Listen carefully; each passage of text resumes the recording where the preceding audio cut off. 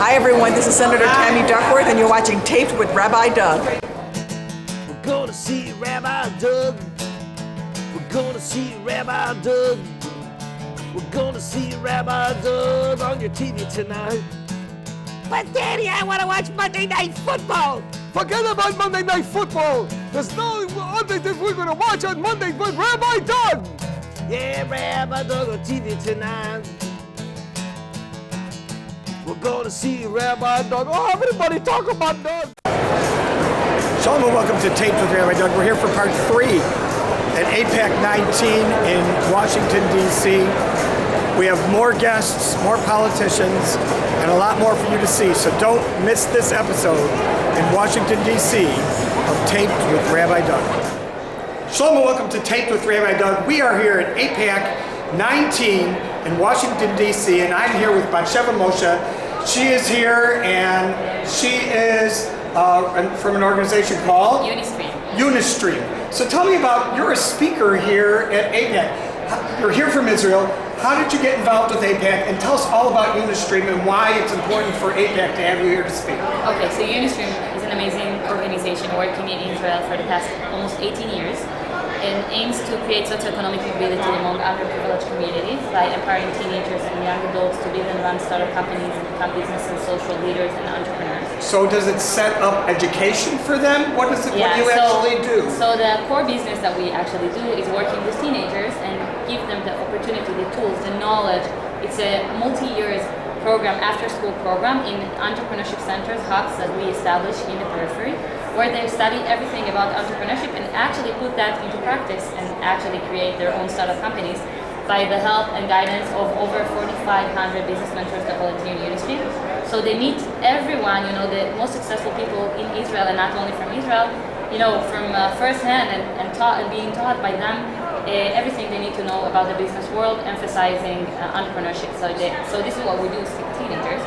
But the day after they finish high school, that's the money time of their life. So we have a continuous program, a alumni program, that continues guiding our graduates throughout every important junction of their adulthood life, starting with pre-academic consultant, until the stage that they're actually integrated into the business world, specifically high-tech industry and financial industry.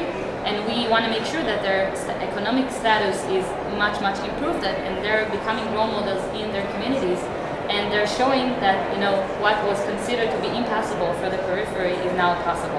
Wow. So you're young yourself. How did you get involved with the organization yourself? Yeah, so I was involved with the young community in Israel. Young communities are an amazing project, actually, that families are moving to neighborhoods and to peripheral towns all over Israel and building their homes there in order to influence from the inside. So I was moving to Akko when I was 22 years old. I love Akko. Akko is one of those cities that still has a wall going through it, and it's half Arab and half Jewish, it's a beautiful city. Yeah, it's a beautiful city with many challenges. So for the first time I met periphery and I understood what it means. And I understood that there is like a whole other world in Israel of people that cannot touch the success of the startup nation, and it's so far away from them. And I was pretty frustrated about that. I knew a lot of underprivileged people around me that their life wasn't so smiling for them. And when I was 25, I was looking for a really inspirational project in order to change, to move the needle. And I heard about Unistream. It was pretty young and pretty small, and I became the center manager in Akko, so I was there for 1 year. And then I was promoted. I was a part of the management team, and 3 years after I found myself the CEO of the organization. And since then, the organization has been growing dramatically. We're working in 75 localities in Israel with Jews and Arabs and ultra-Orthodox and Youth. Everyone are part of Unistream, and we're going to establish our first center out of Israel in Rochester, New York. Wow. Yeah. Wow. This is amazing. You're young and successful yourself. Batsheva Moshe of Unistream, I want to wish you much hatzlacha in all of your endeavors. This is a wonderful way to start out our show here at AIPAC, and I hope that your speech goes well. You have a lot of people who are impressed with such an amazing organization. Stay with us here at AIPAC 19 on Taped with Rabbi Doug. Thank you very much. The head of NASA, Bridenstine. 50 years ago, Neil Armstrong and Buzz Aldrin made history in an indelible mark when they planted an American flag on the moon. It is an achievement achievement, yes. It is an achievement that only two other nations, the Soviet Union and China, have ever achieved, to soft land a spacecraft on the moon. However, in just 2 weeks, the State of Israel hopes to join this elite club as just the fourth nation ever to achieve this remarkable feat. The fourth nation ever. 8 years ago, 3 Israeli engineers had a crazy idea to start a little nonprofit called SpaceIL. And the rest, as they say, is history. As we speak, the lunar lander Batsheva, a joint project of SpaceIL and Israel Aerospace Industries, is orbiting the Earth preparing for the final leg of its journey. This is a remarkable moment in Israel's history. A tiny nation of just 8 million people, just 71 years old, has given birth to a startup that will become the first private spacecraft ever to reach the moon at a fraction of the cost of any mission before it.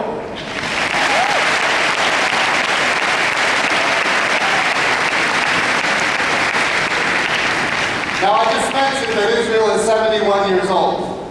The name of the spacecraft is Batsheva, which means Genesis, the beginning. We are reminded that Israel is a little older than 71 years.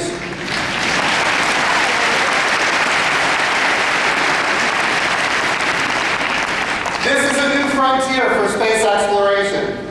I am especially proud of the role that NASA has played to support this incredible mission.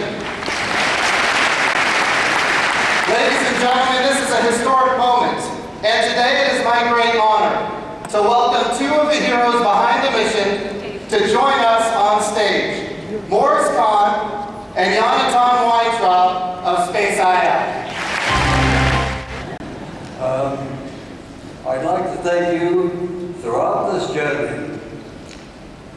You've actually been, you, Jim, have been one of our supporters, and without you, I'm not sure we would have got to where we have. It has been a real honor. I really thank you.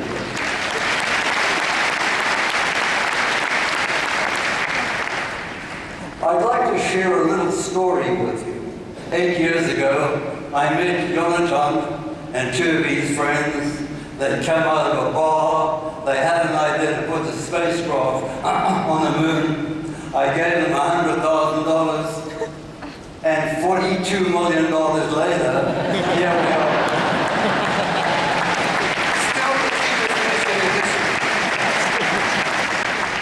We started SpaceIL to inspire a new generation of dreamers and explorers to reach beyond our horizons and discover the unknown. Not just in Israel, but all around the world. Back then, we can only imagine that this day would come. Thank you all for dreaming with us this many years. We couldn't ask for better friends to join us in this journey. Our mission has shown that when America and Israel dream, nothing is impossible. We hope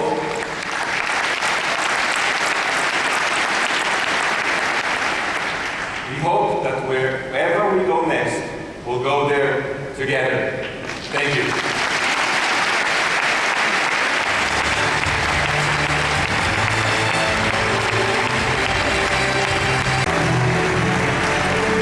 Jeremy Bash with Arizona Senator Martha McSally and Illinois Senator Tammy Duckworth. Well, great. What a warm welcome and welcome back to Policy Conference. As we heard in your introductions, both of you have had distinguished military careers.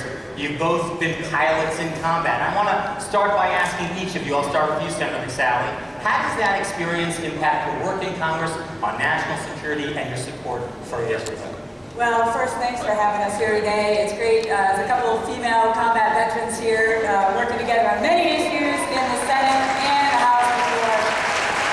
Well, I would say, first, I was deployed to the Middle East 5 times, and so I've seen firsthand the dangerous neighborhood that Israel is in. It's a long story, but I fought for 8 years to make sure that our U.S. servicewomen didn't have to wear burqas when off base in Saudi Arabia. I know firsthand Israel is the only democracy in the region that protects human rights and minority rights.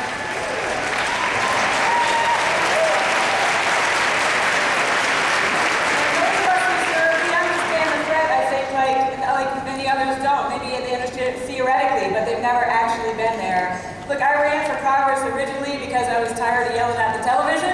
I wanted to be a part of solving problems to keep our country safe, and in this case, make sure we protect our strong and faithful ally, Israel, in the region. And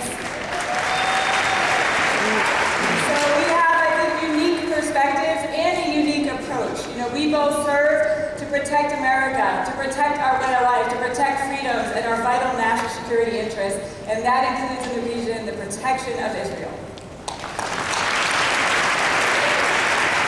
Senator Duckworth. Well, you know, having served in the military for over 2 decades, I learned to take care of my troops first and foremost, making sure that I watch out for their well-being, their families' well-being, and that basic function of a military officer is something that I bring to Congress when I think about serving my entire state and my entire nation.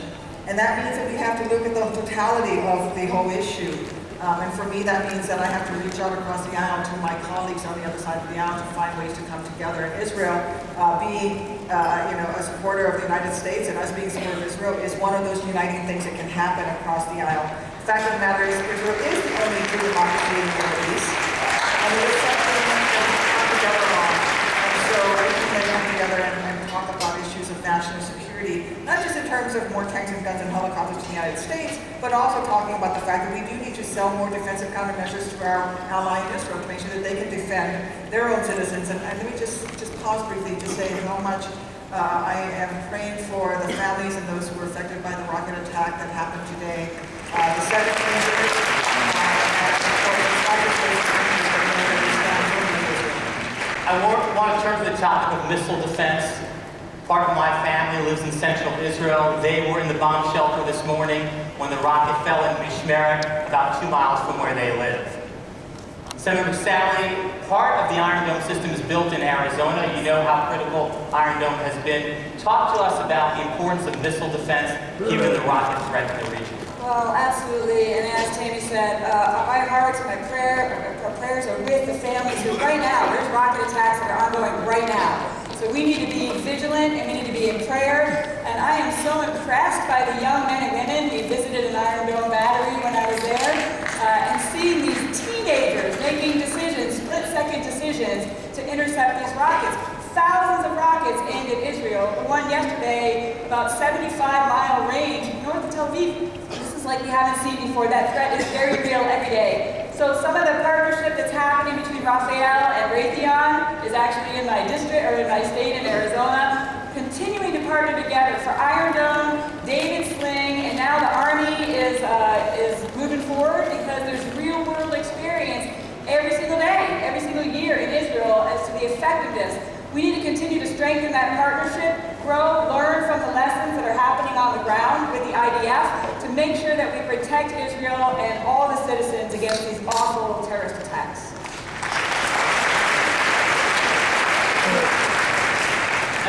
Senator Duckworth, it's a combat zone. You know more about combat than everybody in this room put together. How do you feel about this moment and what's facing the state of Israel? Well, I think that there's an existential threat to the state of Israel, and it's not just this moment, but it's every single day from the founding of Israel. And this is why we must remain strongly allied with Israel. Look, I was hit by a rocket propelled grenade. I know better than most what rockets do to a human body, and this is why I think it is incredibly important that we in the Senate, we in the legislature, support Israel, support Israel's defensive capabilities. This is why I am calling for more sales of defensive countermeasures for Israel so that they can truly protect the people.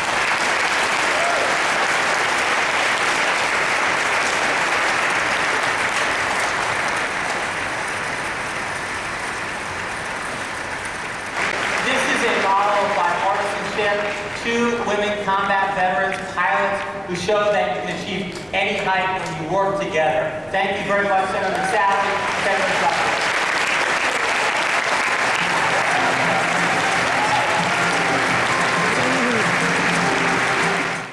I'm Jeremy Bash, and you're watching Taped with Rabbi Doug. Benny Gantz of Israel's Blue and White Party. I am telling the Iranians, you know my friends, and you know me, and not only from my cell phone.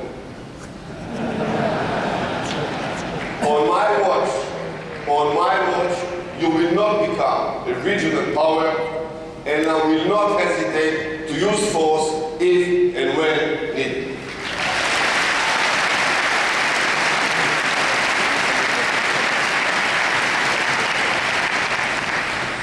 Yes, I truly know that the children of Tehran and the children of Jerusalem are born free of hate. I know that the Iranian people are waiting for a new dawn, one I hope we will all get to see in our lifetime.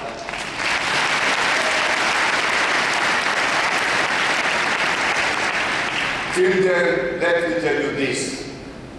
I'm telling you, Hezbollah, Hamas, Al-Qaeda, ISIS, we met before on the battlefield, and you know the result.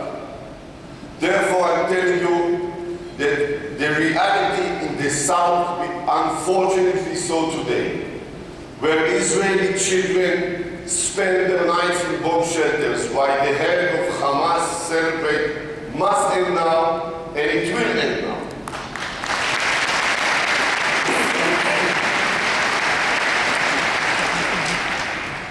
The head of Hamas forgotten what happened to Ahmad Jabari, their chief of staff. They will get a personal reminder if they continue targeting our population as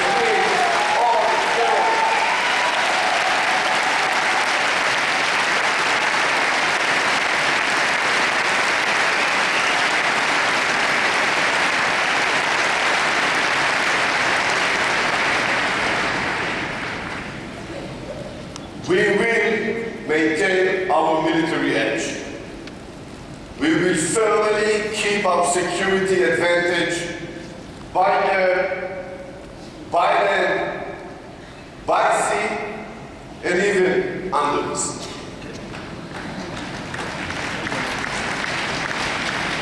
To those who would like to turn a new page, we will extend our hand in peace, and we will strive for peace with any honest Arab leader.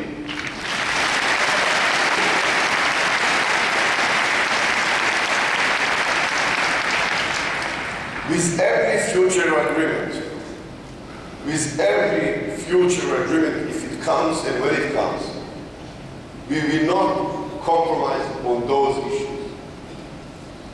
Jerusalem is and always be Israel united and eternal capital.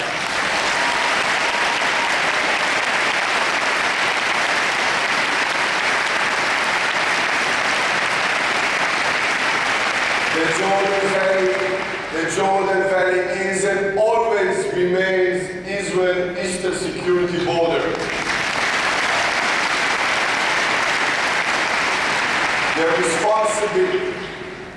The responsibility for the security over the land of Israel will remain in the hands of the IDF and the IDF alone.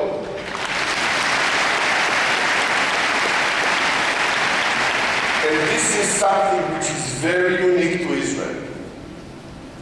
We will never ask anyone to fight for us. We will take care of ourselves.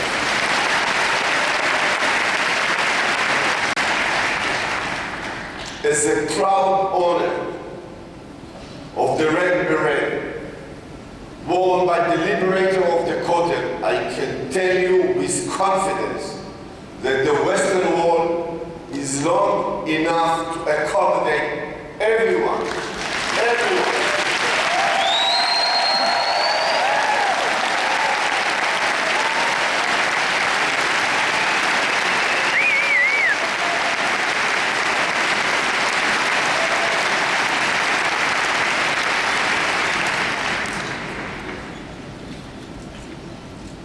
looking at ourselves, we know there will be no radicals from either side of the political map ruling. There will be no Kahanists running our country.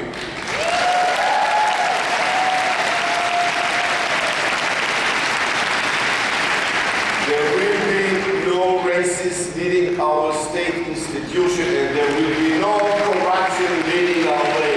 No corruption.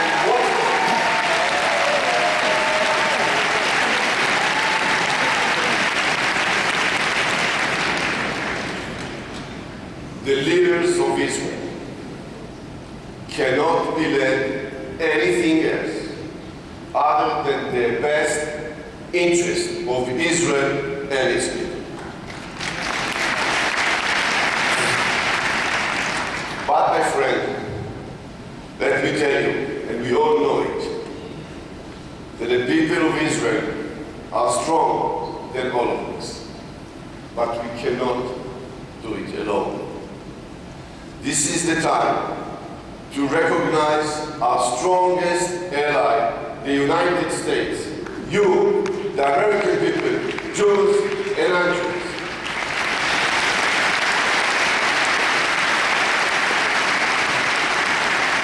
The United States was the first nation to recognize the historic rebirth of Israel in 1948, just 11 minutes after its establishment. President Trump, a true partner and an ally of Israel.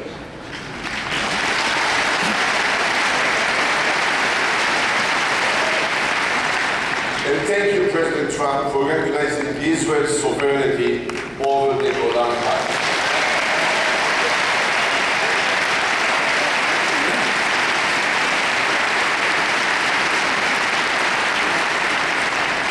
We are thankful for your strategic partnership, and we want all of America, Republicans and Democrats, all of Americans, Republicans and Democrats, to move forward with us in the spirit of true bipartisanship and the same love that served us so well in the past.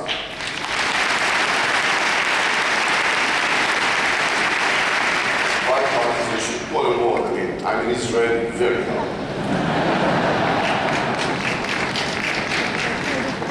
And so, my friend, I am a soldier, a proud soldier. And after life, fighting battles that you have heard of and ones you never will, I'm here on my next assignment to put our people before everything, our security before everything, and our beautiful, vibrant, and strong state of Israel before everything.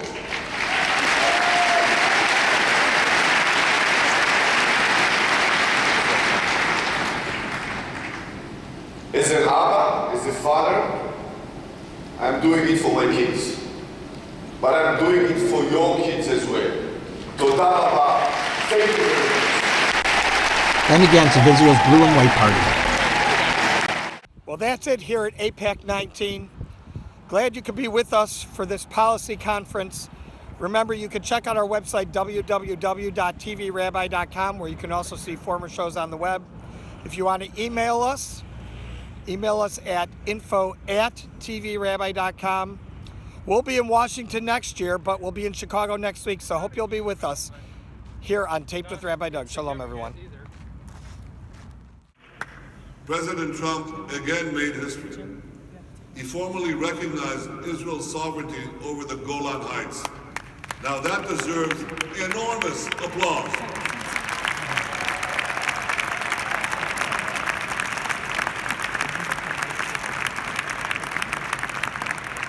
The Golan Heights is indispensable for our defense. It's part of our history.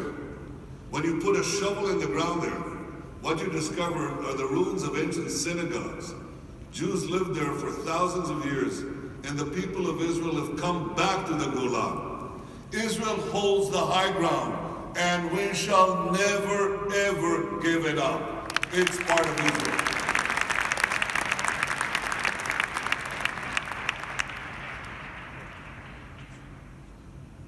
So on behalf of all the people of Israel, thank you, President Trump, and thank you for all the historic decisions you have made.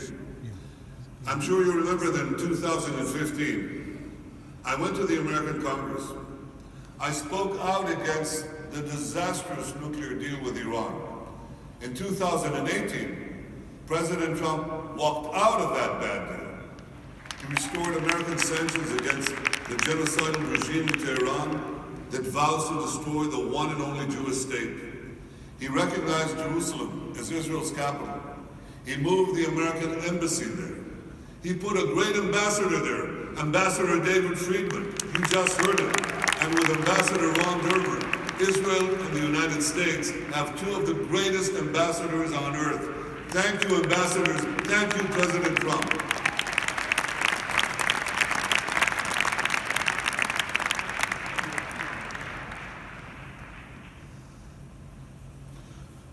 Ladies and gentlemen, in recent weeks, we've heard a lot about the rise of forces who want to pull America and Israel apart.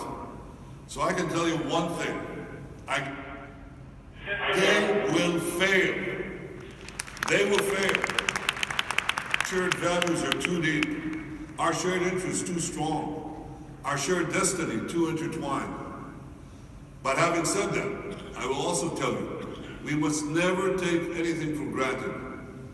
Those who seek to defame this great organization, AIPAC, those who seek to undermine American support for Israel, they must be confronted.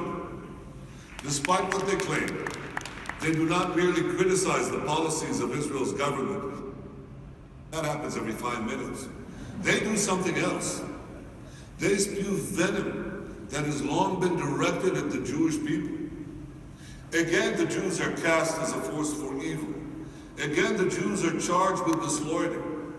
Again, the Jews are said to have too much influence, too much power, too much money. Ladies and gentlemen, you know what the best way to respond to this kind of hatred is? We read it. We read it just a few days ago in the book of Esther, when Mordecai confronted Haman of Persia. The best way to respond to those who spout this kind of hatred is not to bow down to them, it's to stand up to them.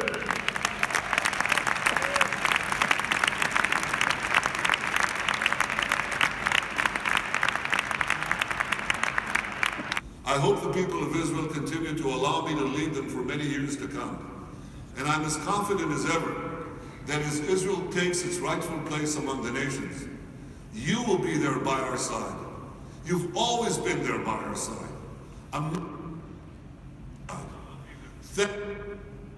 Thank you all for standing with Israel. May God bless you. May God bless America. And may God bless. Thank you all.